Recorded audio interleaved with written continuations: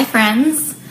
So I'm in my kitchen because I took a nap today, which I haven't done in a really long time, but maybe that Hawaii time difference is finally catching up on me. And I have my favorite mug with my green tea because green tea boosts your metabolism and there's nothing in it and it has the same amount of caffeine as coffee. So if you're ever thinking about switching from coffee, go for green tea. It's great for you.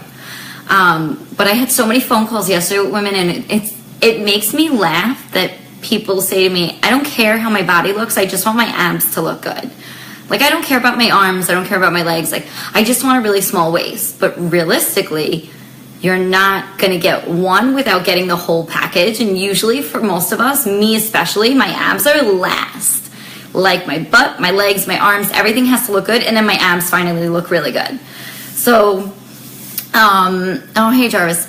Hey Christine, by the way, that girl shaming you for your picture, I wish I would have been there. Yeah, I would have been like, bitch, are you kidding me? I can't believe somebody went off on you. But anyway, they're probably just jealous of your success because you look friggin' hot now, so forget about them.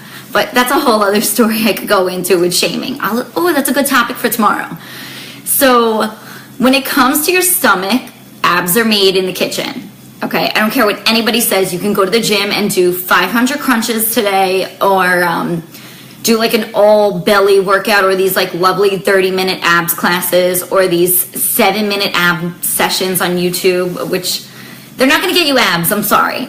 So it's really what you do in the kitchen. So there's 5 things that I try to follow that I recommend for you that's going to help you get your stomach down to lose some belly fat. Oh, number 1, this is the biggest one and probably the most obvious, avoid sugar. Sugar is going to go directly to your stomach. And what you might not realize is like sugar is in a lot. So yeah, of course, snacking, sweets, pastries, things like that. But it's also found like in bread, in ketchup.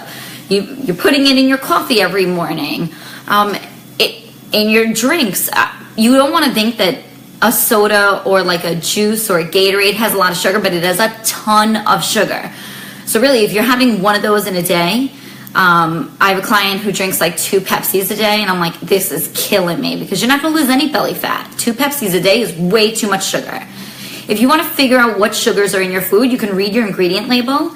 It will not say the word sugar because sugar has so many different words, or really chemicals that are masked as something else, but it's really just sugar. So any like fructose, corn syrup, anything that ends in OSE is usually sugar, or it might just say sugar, which is rare. But look for that and then avoid that entirely if it's within the first 5 ingredients.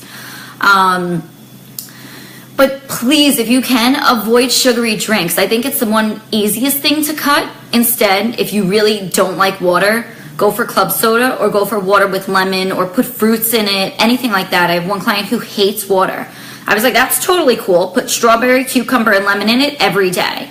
Totally understandable. But avoid sugar at all costs. It's just going right to your belly fat. One of my clients, Jen, I think she said her daughter, they were at Disney World the other day and her daughter bought a croissant. And her daughter, who's 12, turned around and said to her, like, Mom, you know how many grams of sugar that is in that? And her mother was like, no. And she goes, it's 61 grams. And her mom grabbed it and threw it in the garbage. Like, it was something insane. And she was like, Hannah, you're never having that again. Which is great, but you wouldn't believe how much sugar are in these foods unless you actually looked at it. So avoid sugar at all costs. Yes, of course, you're going to have it here and there. But don't, just try to stay away. Oh, yeah. I love when people tell me they drink orange juice to avoid colds. Orange juice is doing nothing for you. It's really not even orange juice. If you want to have orange juice, take an orange out of your fridge and squeeze it. That's orange juice. So you go to a fresh pressed place and they press it for you. But if the best way to fight a cold and get more vitamin C is to actually eat bell peppers, not have orange juice. Orange juice is just sugar. So stop using that as an excuse. Oh yeah, Pellegrino with a squeeze of grapefruit. That's really good too. I love that stuff. So stop going for the sugary drinks, sugary foods, and the snacking. You got to cut that first. Then next, I tell my clients that with dinner and with lunch and dinner, try to make half of your plate veggies. And literally, I mean half. So if you're having a salad, great. But a lot of people, or my clients in particular, because they're in Manhattan, they go for a salad at lunch. And then for dinner, they go home and they have their carby meal. Like they're going to have for their pasta and rice and shit like that. it's not going to help you by having that giant meal right before dinner. I'd rather you switch it up and have a meal that has your carbs in it, which should only be a quarter of a plate at your lunch. And then for dinner, it's really half a plate of carbs and then the rest protein. One is because you're probably going to bed right after you eat. It doesn't give you time to even like digest the food. Your metabolism is going to start to slow down, things like that. So half a plate veggies for lunch and dinner is a good measure. It'll also take up more room on the plate, so you don't have as much room to put those unhealthy foods. It's just, to be honest, when I do challenges with my clients, I tell them, you know, they have a 7-day challenge, and for every lunch and dinner, it has to be veggies. They have to take a selfie with their plate every time. And I get the most weight loss when they do that. Like, girls can kill it and lose like 6 pounds in a week just by making that change. So try that. That's another great.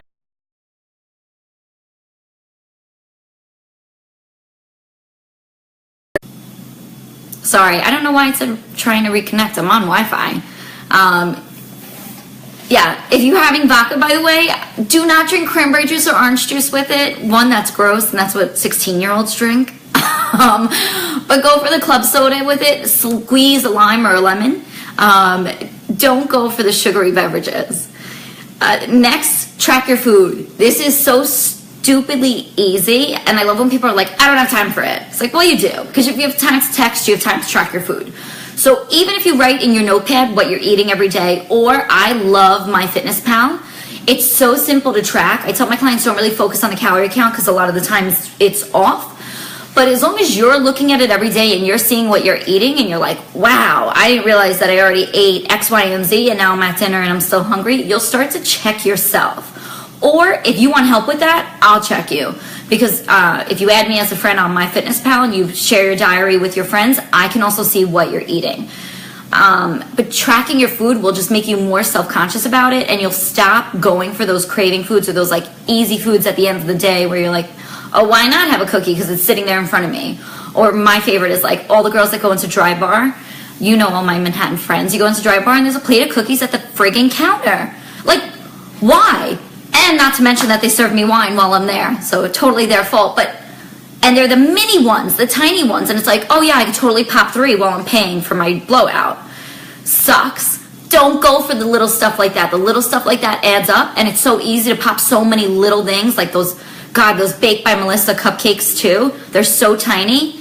You think that because you're getting tiny cupcakes, it's like, oh, well, I'm only gonna eat a few, it's not as bad. No, it's worse, you wind up eating more.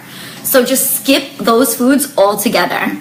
Is making your own lemonade for vodka better than buying lemonade? It actually is, yes, because you use way less sugar than the lemonade that comes in the actual carton. So yeah, it totally is. And now you know how to make lemonade.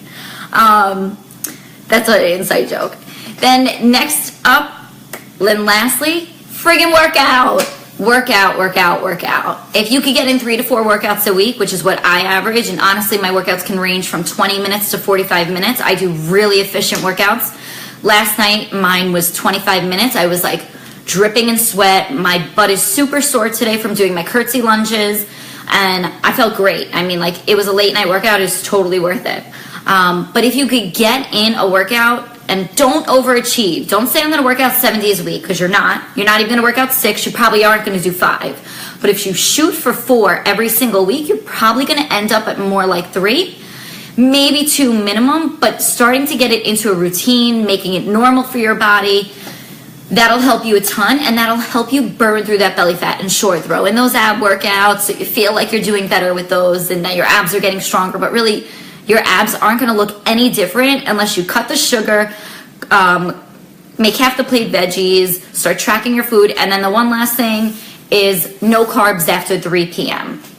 I follow this. I tell my clients to try to follow this, but it goes also in line with the half the plate veggies, but no carbs after 3. So if you want your rice and you want your pasta, do it in the middle of the day. Don't save your big, heavy meal for dinner. Like, when my clients come and they tell me they had fettuccine Alfredo for dinner, I'm like, you're killing me. Fettuccine Alfredo for dinner? Like, first off, the meal alone is 2,200 calories. It's disgusting. It's all fat and it's all sugar. That's all it is, fat and sugar. So cut that out. If you need your carbs, like your super, whatever, you're used to carby meals, like a sandwich or pasta or rice, things like that, stick it in lunch and still squeeze half a plate veggies in. That'll make you less hungry for that huge carby meal. Maybe you're only gonna have half a sandwich or a half a serving of pasta this time and half a veggie, rather than do the whole plate, the whole portion is veggie, is pasta, which, I mean, if you know me, I grew up in an Italian-Irish neighborhood. I'm eating pasta all the way. I love it. But that's my cheat meal. And that'll happen one day a week, but it's not going to happen any more than one because I would look ginormous if I did. Yeah.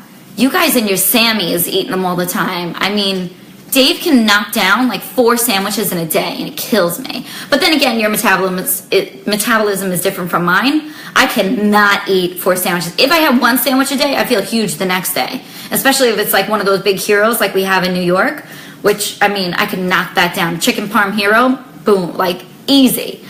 But I don't let myself get it. It's a cheat meal, and usually if I get it, I'm going to only allow myself to have half and save half for another day, just because it's not worth it. So if you want to cut down on belly fat, I'm going to sum it up for you. You're avoiding sugar.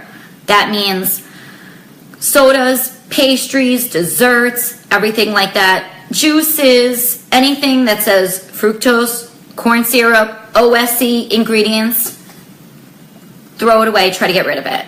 A good substitute, by the way, for your coffee is stevia, or just cut back on the amount of sugar that you have. 2, cut your carbs after 3 p.m. No carbs at all if possible. They're a great substitution for pastas like zucchini noodles. I had spaghetti squash last night. For rice, instead of rice cauliflower. You take a cauliflower, I had a cauliflower, and literally grate it, then throw it in a pan to warm it up. And because rice is mostly about texture, not flavor, it actually tastes super similar to rice. One of my clients, Christine, is like awesome at making all these cauliflower rice recipes. They're great. So that's another good substitution. Make half your plate veggies for lunch and for dinner, and literally half the plate. Track your food. You could use MyFitnessPal, friend me on it, and ask me questions about it too. You could communicate through there or send me a private message. And then lastly, work out, ladies, work out. And if you need help with any of that, or you have questions about any of that, because I know I could go on for hours about this, hit me up, private message me. I'm always ready to talk. I get on the phone all day long, so I don't mind. All right, guys, I hope this helped. Try to implement some of these tools into your life over the next week and see if it makes a change. I promise you it will. All right, talk to you soon.